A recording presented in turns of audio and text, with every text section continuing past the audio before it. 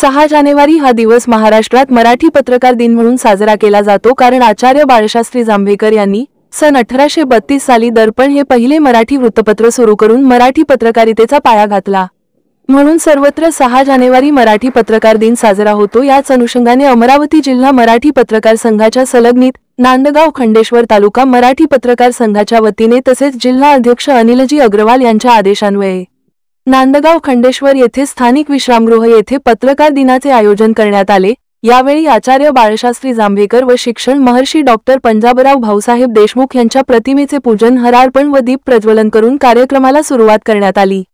याप्रसंगी पत्रकार व विविध क्षेत्रातील नामवंतांचा गौरव करण्यात आला. यावेळी कार्यक्रमाचे अध्यक्षस्थानी पंचायत समितीचे गटविकास अधिकारी संजय झंझाड हे होते.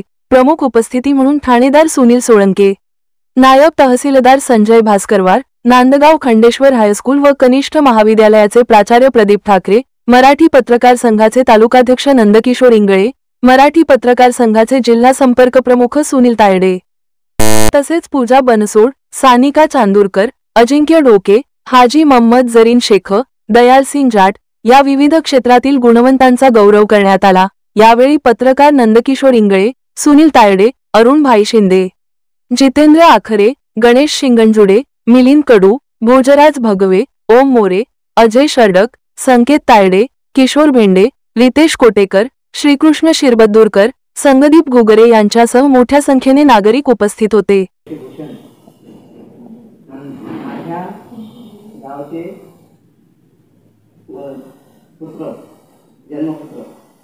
डॉक्टर भाऊसाहेब देशमुख यांना अभिवादन करून मी एवढंच सांगू शकतो की गेल्या अनेक वर्षापासून मराठी पत्रकार संघ हा पत्रकार दिन वेगवेगळ्या ठिकाणी साजरा करत असतो. गेल्या 10 वर्षापासून विविध ठिकाणी मंगळूर, रवाडा असो, पापडमध्ये असो, नांदगाव खंडेश्वर असो, जिथे जिथे पत्रकार